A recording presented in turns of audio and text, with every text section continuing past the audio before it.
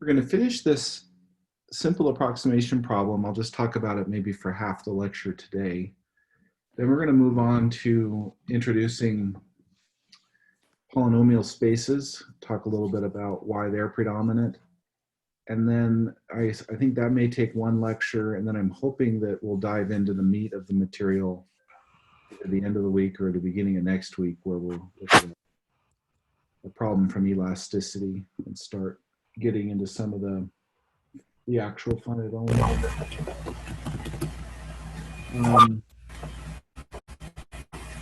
Okay.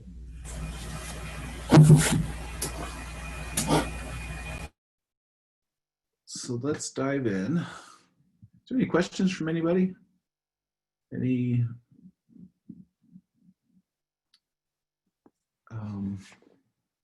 comments, questions, jokes? No? Okay. Good morning. Thanks, James. No problem. I have a bad, it's a really bad joke. It's not very good. I like bad jokes. Okay. I actually am, I have teenagers, so I'm trying to collect as many bad dad jokes as I can get. Okay. So it goes knock, knock. Who's there? A joke.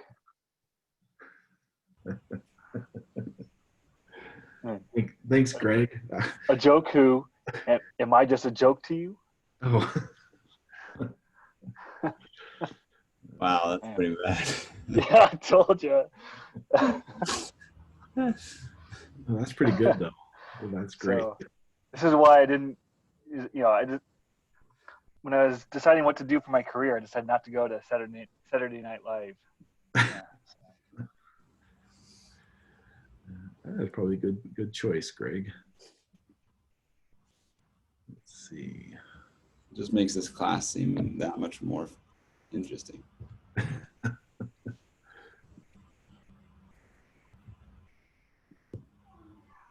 Let's do a few introductions. I forgot about that. I do want to continue to get to know you guys a little bit. Let's have Stephanie. I don't think you've introduced yourself yet. Are you available to introduce yourself briefly? Sure, I can do that. Give me, well, I don't think I'm going to get the video to work, so my apologies for that. So, hi, my name is Stephanie Pitts. I am a computational scientist at Idaho National Laboratory, and I'm excited to see this class, to learn what we can solve in terms of more microstructure problems with these splines. And I also really appreciate the video recordings as well. It gives me a chance to go back and add to my notes. So thank you for having that. Okay, great. So what's your background? Like, what's your kind of educational background? What group are you in at INL, so on? Fair enough. I'm a mechanical engineer. Finished my PhD at Washington State University, so the other Cougars, as it were. I work mostly now on the engineering scale, but I did my PhD in crystal plasticity. Okay, yeah, great. Thank you, Stephanie. Appreciate that. Let's do one or two more. Shadrach, would you mind introducing yourself? Sure. I'm a senior in mechanical engineering, and I'm taking this as one of my technical electives because I've had interest in FEA and other things like that, and it's been exciting to understand a little bit more about what goes on in the background and other things in the class. Great. Thank you. Let's do Fonde. Did I pronounce that right? Sorry, I apologize if I got your name wrong. Oh, so yeah, it's right, Fandy. Fandy. Okay. I'm working in Moose team. We are develop some finite element open source simulation framework. My background is apply math and also computer science stuff. Did we Really meet? appreciate the thing. Actually, I learned the final element back probably 10 years ago, and now I come back and learn again, and I see a lot of things different. Yeah. Yeah. Are you working? I think we've met. Are you working on the PET-C? Yeah. Okay. Yeah. So we've met before. Okay. Yeah. Yeah. Okay. Great. Well, let's go ahead and dive in. Thank you for being willing to introduce yourselves. Appreciate that. All right. So let's just say a few concluding remarks about the Galerkin method before we move on to discretization and splines and elasticity and all that stuff. You've probably noticed that we've restricted ourselves to a very simple problem of basically fitting functions because it allows us to study the stuff that's under the covers a little bit more clearly without being, you're going to find as we introduce the physics, it can make it difficult to separate the method from the physics. And so this is an opportunity for us to just spend some time on the background underlying math. So can you guys see my screen? Am I sharing? Yes. Okay, great. So we're talking about the Galerkin method. And let me annotate here.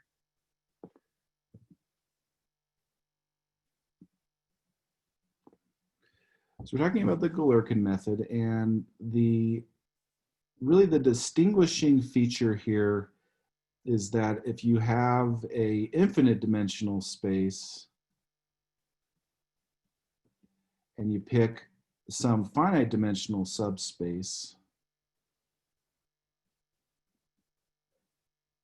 you get kind of a natural structure for approximation. And this subspace relationship, although it seems kind of like a trivial or obvious thing to do, it actually has some, it yields some beautiful properties in the methods if they satisfy this relationship. First one I want to talk about is this idea of orthogonality. So going back to just simple R2 and R3, let me go ahead and draw again this problem we talked about before, just because it gives us kind of a concrete. Okay, so let's say the XY plane, we're going to call R2 is the XY plane. Okay. Let's say we have some vector F in R3. Let's say that it's just the vector 1, 1, 1. And let's say we're trying to find a solution, UH, in R2 that approximates F, okay?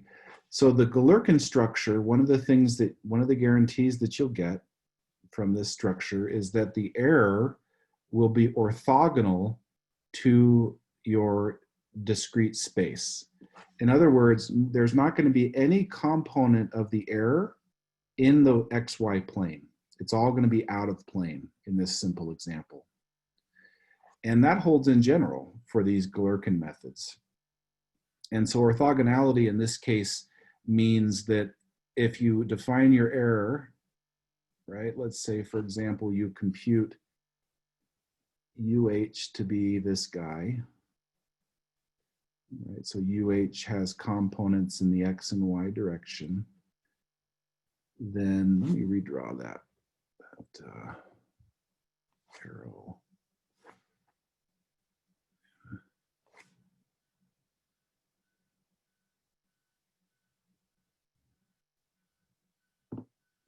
This arrow here is the error.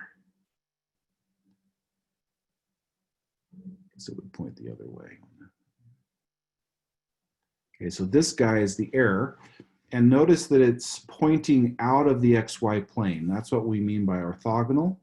So in other words, if we take the inner product for the problem that we've defined, And we take the inner product of our error with any test function.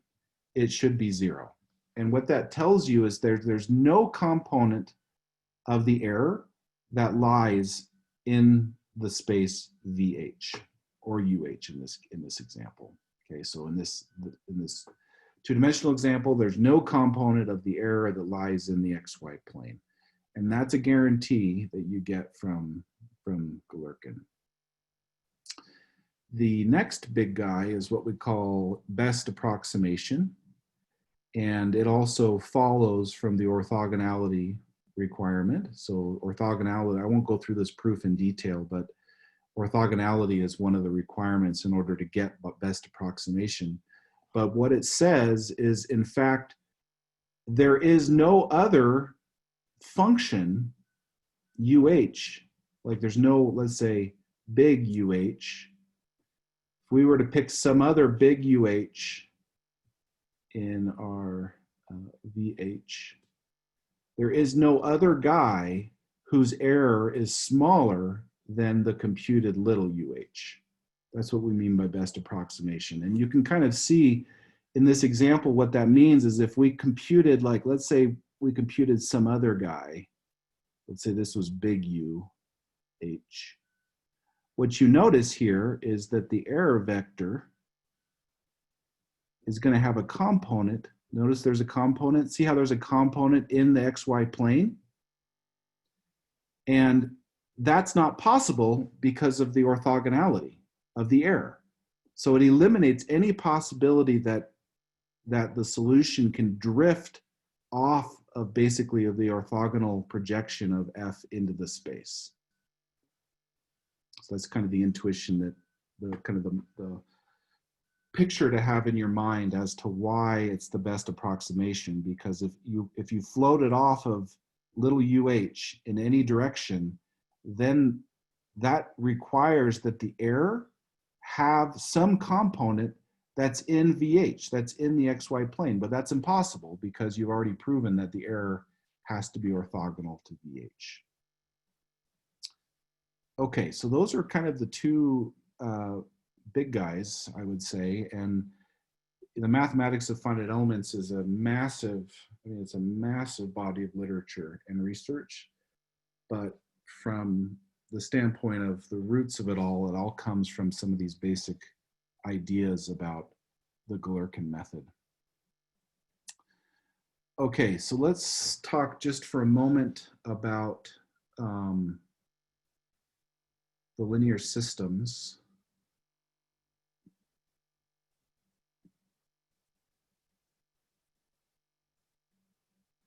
So I want to introduce you to this very important result from linear algebra. It's called the rank nullity theorem.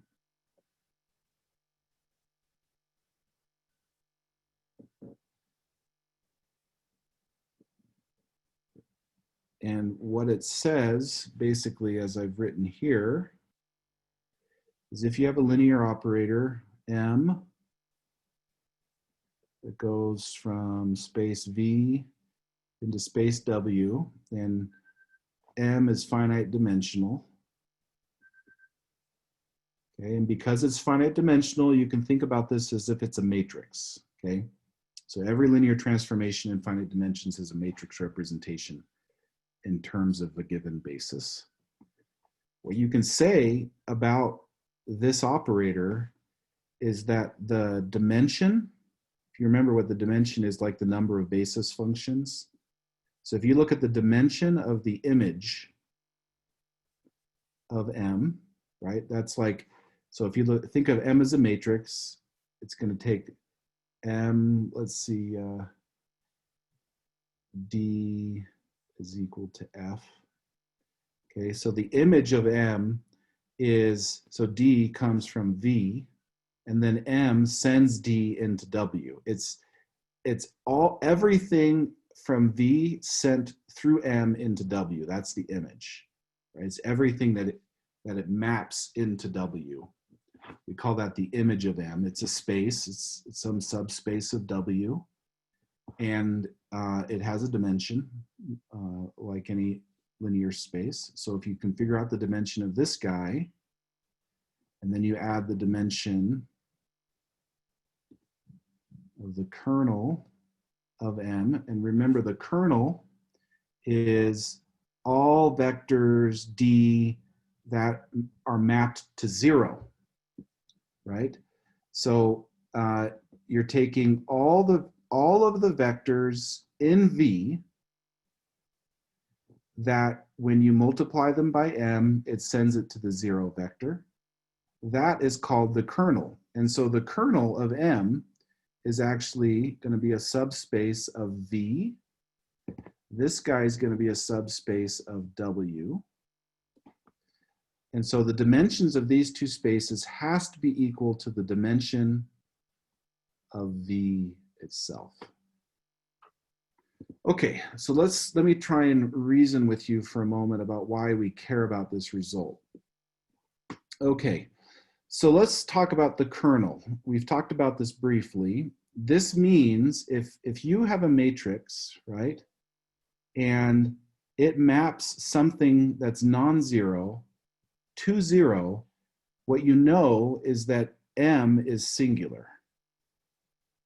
Okay, so an analogous way to think about singularity of matrices is that they're operators that have a non-trivial kernel. So the dimension of the kernel of M would not be 0. It would be something greater than 0 in that case. Let's assume though that M is well posed, meaning it's not singular. So this guy here, let's say that its dimension is 0. Okay, because that's the usual case, that we're dealing with well-posed operators. We have appropriate boundary conditions. So let's assume that that guy is 0. So then that simplifies this to the dimension of the image. Oops.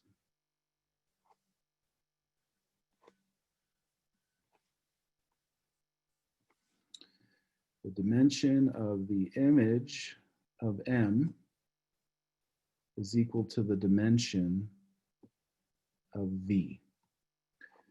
Okay, so let's talk about this. The dimension of V, we build V, right? V is our finite element space, right? So we're supposed to be constructing this basis for this space. So we should know the dimension of V. And so if we construct V and we construct it correctly, then we also know the dimension of the image space. Now, problems especially with splines is that sometimes it's hard to know what the dimension of V is. You may think that you have a basis, but maybe you don't. Now let's talk about that case for a minute. Let's say you're an analyst and you've built a spline basis and you think it's a basis, but let's say it's not. What does that imply? If the dimension of V you thought was, I don't know, 100, but it's actually 99,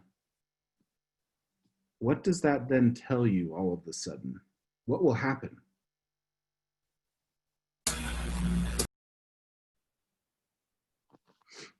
So you're off by 1. Where does that, if you look at the rank nullity theorem, you thought this was 100, but it's actually 99. The image is 100. So what does that imply? You're the null space is non-trivial. Yeah, you're going to be singular. And so this is a big deal with traditional FEA, C0 finite elements. It's very easy by construction to make sure that you have a well-formed basis for your finite element space so you can count the dimension. With smooth splines, this is a non-trivial exercise, and we spend a lot of time trying to figure out exactly whether or not we have a basis. If we get it wrong, it's a big deal, because the implications of getting this wrong is that the kernel of your operator will in fact be non-trivial and you will not have an invertible system. And so the point to make here that's very important is that with splines in particular, and we'll talk about this again and again, the properties of quote unquote the basis have a huge impact on the properties of the actual operators that you discretize, M. So if you compute a basis, for example, that's linearly dependent, then when you use it to discretize an operator, you will get a non-trivial null space, and therefore you will not be invertible. It'll kill the whole simulation right at the beginning. Equivalently, if this in fact is a basis analytically, but let's say it's poorly conditioned, and we'll come back to that. I keep using that word. We'll come back and spend quite a bit of time on this. If it's poorly conditioned, then M will also be poorly conditioned for any physics you choose, right? In other words, the conditioning of the basis, if it's poor, M's conditioning will be poor independent of physics. Sometimes physics can make your operators poorly conditioned all by itself. And that's like another problem you have to think about. But if you get the basis wrong, then M is always going to give you problems no matter what you discretize. And so understanding kind of these basic relationships in the finite dimensional setting helps you kind of understand the implications for what we're doing with the discretization. And we'll for sure come back to this again and again. Okay, any questions on that? What we've covered so far before we kind of turn the page? Mike, can you show an example of a PDE where your basis led to poor conditioning so that you couldn't do an operator? Well, any spline basis that has a linear dependency, so it's not actually a basis, will do that. Any of them. So anytime you have a linear dependency in your set of functions that you're calling a basis, the operators that you discretize with that basis will have a non-trivial null space, and therefore they'll be singular. The poorly conditioned basis always just a basis. It's not actually a basis. Well, if it's linearly dependent, then it's not a basis. But you can have things that are analytically a basis, but to machine precision, they're not, or they're close to being linearly dependent. Then you have poor conditioning, and then your matrix will also be poorly conditioned. Oh. So earlier you mentioned like the monomials as being a poorly conditioned basis, right? Yeah, we're gonna talk about that in a minute. That's the next topic, is looking at some of these bases now. Yep. So this is a big topic in this field, is that we can now build very sophisticated function spaces for approximation, but they're also, you have to really understand what you're doing, because you can introduce parasitic behavior in the basis, and it will manifest in the actual discretization of the physical operators. And likewise, if you get the basis right, then you can discretize a huge array of operators that maybe you couldn't do before. So it's kind of a two-edged sword. But we'll talk, we know how to do this. We know how to control this stuff. So we'll talk about how to do it. Dr. Scott, could you go over what this image of M is again? I didn't quite understand that part, or could you maybe show an example of that? Right, let's see. Okay, let's take a look at a matrix. Let's say we have a matrix that is, let's see, A11, A12, A13, A21, A23, A31, A33. Okay, let's say that's our M. Okay, let's view these columns as little vectors, okay?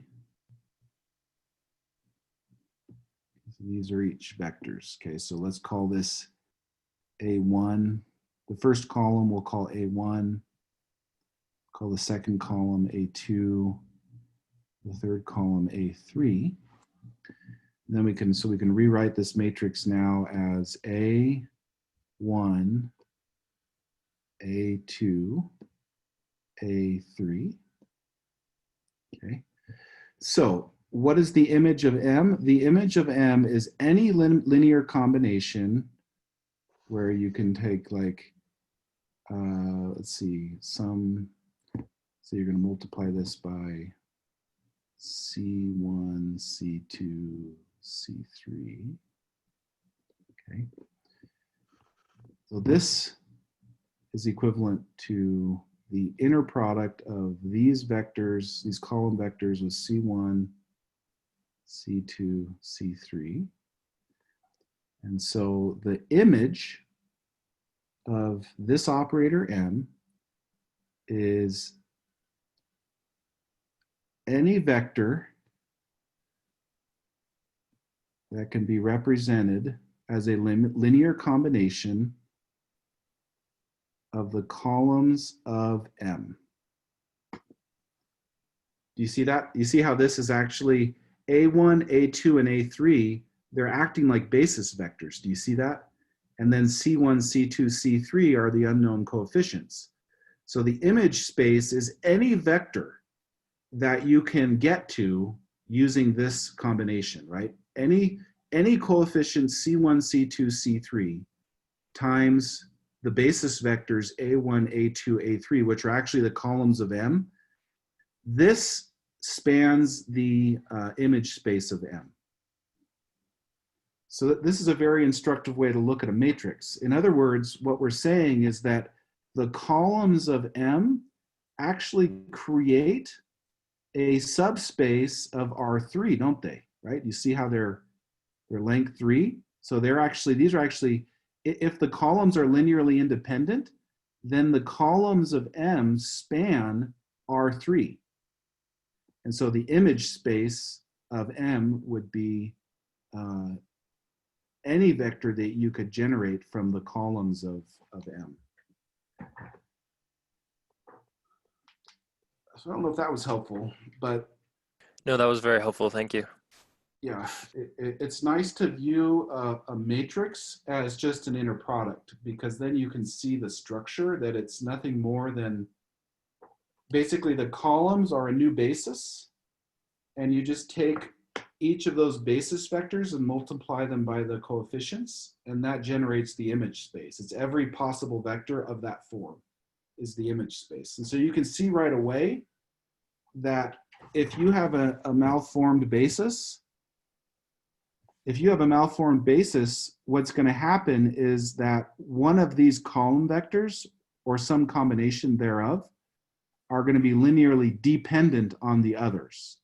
And so you'll actually get a linear dependency in the column space, which just means these columns are there's some linear dependency amongst the columns. And that comes from the basis, because this is nothing more than the coefficients of the operator with respect to the basis that you've chosen. So you can see that you can screw up your column space if you don't have a good basis for your finite element space. Dr. Scott, I had a question regarding that theorem that you stated with the dimensionality. Mm-hmm. I was wondering, you had mentioned that you can kind of determine if matrix M is ill-conditioned based on this theorem, and I was wondering if within codes or within software like Abacus or whatnot, if they have certain checks in the code using this theorem, or if it's practical to write that in the code base. So yeah, I can answer that. Generally speaking, before you start using a new finite element basis, you should be sure that it's a basis. It's not an acceptable practice in finite elements in industry or academia to run with bases that are not bases. So if that happens, that's just bad work by the people that developed the technology. So we try and eliminate that possibility a priori from the issue, from the possible sources of error. So like an abacus, you're never gonna use a space that has a degenerate basis. That's rarely, if ever, done. And if it is done, it's eliminated before it gets to the assembly of the linear operators. So if that's eliminated, if you have a degenerate column space, that they do look at the column space of the matrices and compute, for example, if the matrix is degenerate, because that will help you know maybe you don't have the right boundary conditions or something, right? If you have because you know, if you look at the rank nullity theorem, if you can count, if you know the dimension of V, let's say it's 100 or something, right? And you thought that your null space was 0. Let's say you thought it was 0, but what you're finding is that when you look at the column space of your operator, let's say it comes out to be 99, then you know, oh, this has to be 1. So I know that I'm non-singular, which means there's something wrong with M. And so usually if your basis is good, if this is okay, then, but you have an unexpected kernel, it's almost always boundary conditions. So if you don't apply boundary conditions to a problem, for example, correctly, then you may have a non-trivial kernel, like rigid body modes, for example, and that will disrupt your linear operator M. So that's how that, so some codes will help you, you know, like especially a lot of the structural codes, they may help you try and figure out if maybe you don't have a boundary condition correctly set, right? They'll look at the operator and try and help you see that. But in general, it's expensive, right, to do that. So these are expensive computations to back out these properties. Did I answer your question at all, or? I was just wondering if the code specifically called out this algorithm, but I think you said it was expensive to calculate. So I imagine there are other catches. Yeah, I mean, to really analyze a linear transformation, normally you do what's called a singular value decomposition. And that's maybe even more expensive than the finite element calculation itself. And so that's why we try and make sure through proving theorems or whatever else we may need to do that we've got a hold of this.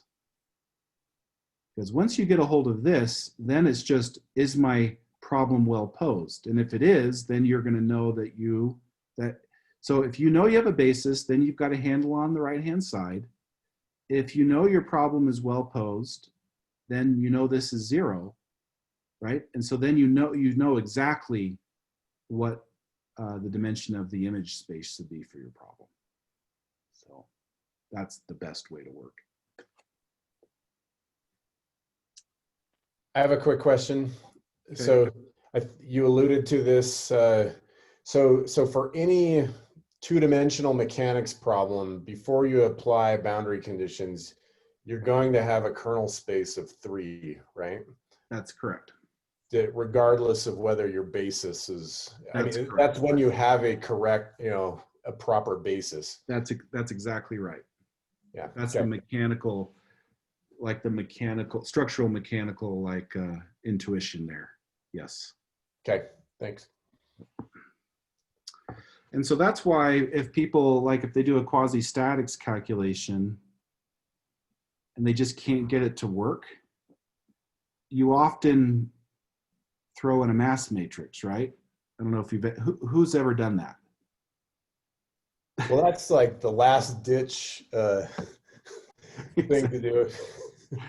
And the reason that you do that is because the mass matrix basically looks like the mass matrix that we have, and we know that it's symmetric positive definite. So it's it's well posed. And so if you add a mass matrix to an ill-posed stiffness matrix, usually you get a well-posed, what we call effective mass matrix out.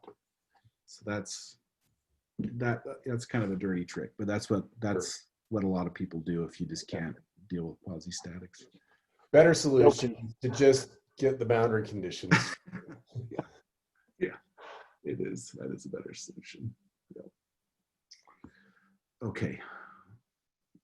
So let's turn the page now to a new topic. Let me go to the next guy here. Okay, so we just have been talking abstractly about bases, and basically the only concrete example I've given you so far is vectors in R2, R3, or Rn. Let's talk about other function spaces, in particular polynomial spaces, because those are dominant in numerical approximation. And there's a reason for that. There's a good historical and mathematical reason why polynomials dominate in the practical application of numerical methods. There's a sequence of very famous theorems from the early 20th century. The most famous is called the Stone-Weierstrass theorem, that established that for any continuous function on a closed interval, you can approximate it arbitrarily well with polynomials. And so this was a really important result that related this idea of just continuous functions, like functions C, we're using, this notation here, right? So all of a sudden you have these CK spaces, can be, any function in here can be approximated arbitrarily well with some sequence of polynomial spaces of some degree, let's say, okay? And that kind of kicked off what we know today as kind of like classical numerical analysis, where you're basically doing everything with polynomials. All the approximation that you do is in the context of polynomials. And so the idea of polynomial bases is very important, because the quality of the approximation that you can do in a finite dimensional space will depend on the fact that you're using polynomials themselves and also the basis that you choose for that polynomial space. So I just wanted to expose you to some of the dominant guys. There really shouldn't be a prejudice with regards to different polynomial spaces. They all have different uses. So they all have pluses and minuses, and we use them basically interchangeably. And you use the basis that's most appropriate for the algorithm that you are working with at the time. And so it's good to be aware of all the different options. We can move seamlessly between all the different polynomial spaces using usually closed form change of basis operations. And so let's talk about them. So the most, I would say, well known is called the power basis. And it is simply a sequence of monomials, xi, so you have 1, x, x squared, and so on. This is a basis for the space of polynomials. Let's say we go up to x sub p. So it's a basis for p, I think the notation I used was to the p power. So polynomial space of degree p, maybe we use degree 2 of these guys.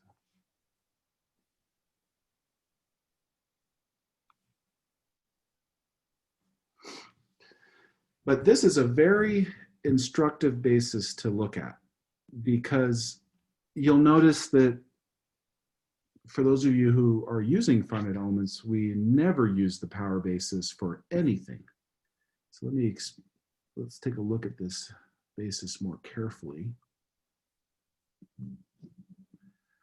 Can somebody just reason by just looking at that picture of an increasingly higher degree power basis where it's quadratic on the left, and we moved up to fourth order power basis on the right, what's a cause for concern? Just looking at the shape of the functions. Well, I guess you can't represent anything higher than a certain order. Oh, yeah, okay, yeah, sure. That's a good point, James. I mean, you're limited by your degree, but let's assume that we've picked a degree that we want, and we write down the basis functions. Even within those functions, there's a problem. Like in these pictures, you should see there's a problem emerging as we move from left to right. And I want, visually, it's right there in front of your eyes. I just want to see if anybody can pick up on what the problem is. Slope is converging to a steeper and steeper slope. Okay, so that's an interesting problem. So the derivatives are becoming larger and larger. I think also we can point out that every other function is odd, and so it's going from negative to positive. Okay, that may be an issue. So those are all good observations. They're not the dominant observation, though. Well, these ones can't capture a fourth quadrant. Oh, down here, you mean? Oh, you can just take the negatives, multiply them by negative numbers to get down here. Yeah, so you can do that. So okay, one last chance here. I'm having a hard time. You go ahead, Ryan.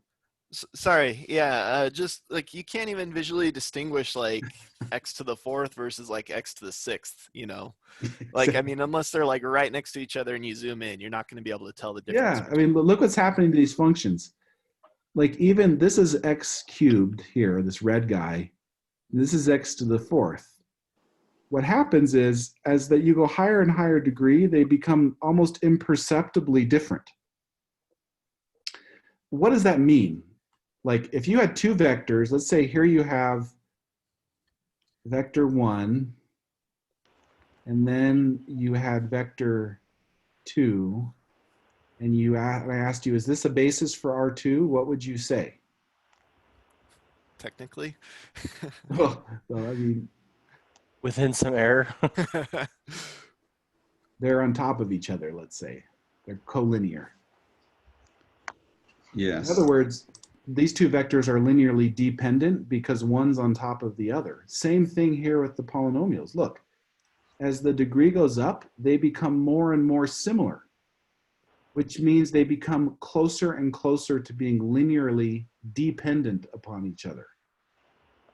And so this is a big problem where for high degree power basis, analytically, it's a basis for the polynomials, but you have functions now that like basically are different by like some epsilon that's tiny.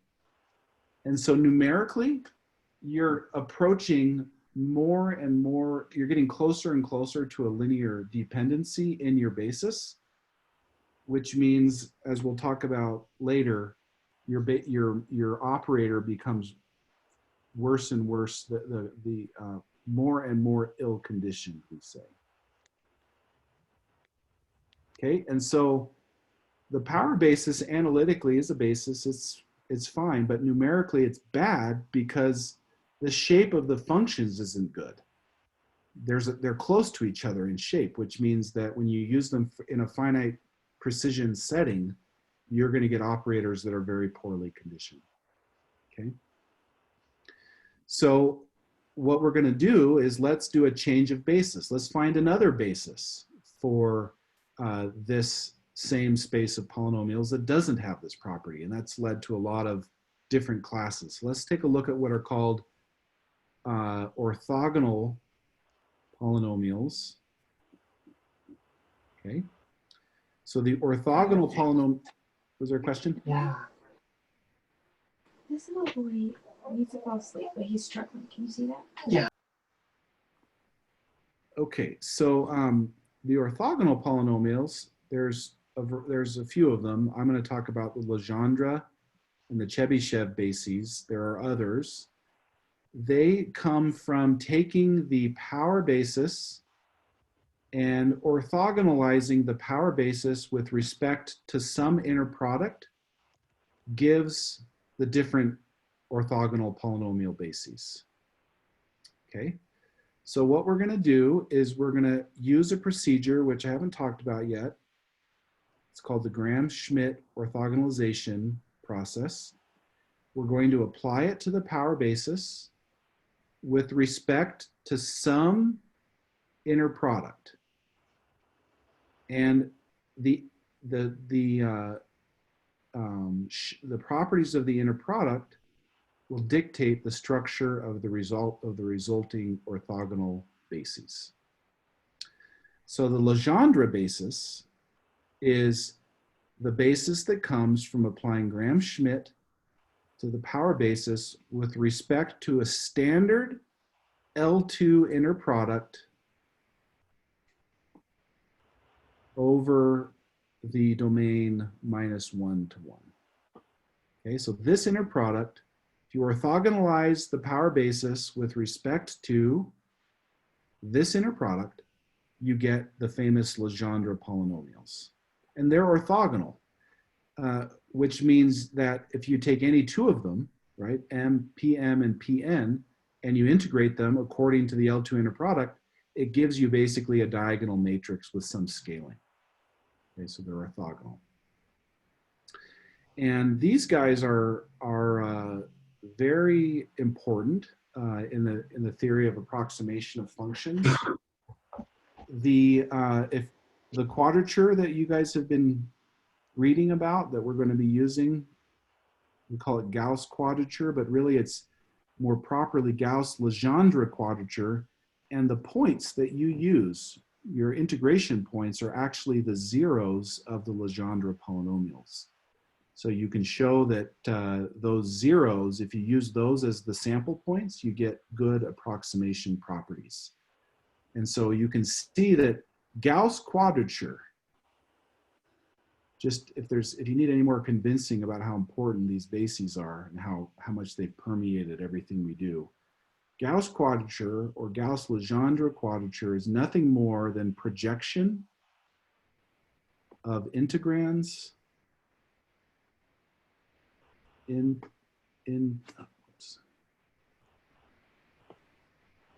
into Legendre polynomials. Okay, and so that's really what Gauss quadrature is doing, is it's taking sample points at the zeros of Legendre polynomials and performing a projection, a best fit of the integrand with respect to the Legendre basis. And so you look at Gauss quadrature and you'd have no idea that that's what's going on unless you kind of lifted up the hood and looked at the machinery. Okay, so let me now switch gears. I want to talk about the Gram-Schmidt process because it's very important all by itself. So we've alluded to the fact that you can take objects and apply this algorithm and get orthogonal objects. In fact, it's a general result. So let me go to where I've got this. Well, actually, it's the end of class, isn't it? So what I'll do is let's stop here because this is a good stopping point. Next time we'll talk about Gram-Schmidt, which is like the granddaddy of all orthogonalization algorithms. So QR methods, let's see, QR, this other one's escaping me, but all the kind of the classical ones you see in linear algebra, they're all basically different forms of the Gram-Schmidt process. And so we'll use this for all kinds of things moving forward. So we'll spend some time on Gram-Schmidt, and then I'll finish going from Chebyshev, Lagrange, and then we'll talk about the Bernstein basis. And then we will jump into some mechanics and the actual true finite element method. Okay, thanks everybody. Thanks for your attention. I'll see you in a few days. Thank you. Thank you. All right, thanks. Thank you. Thanks.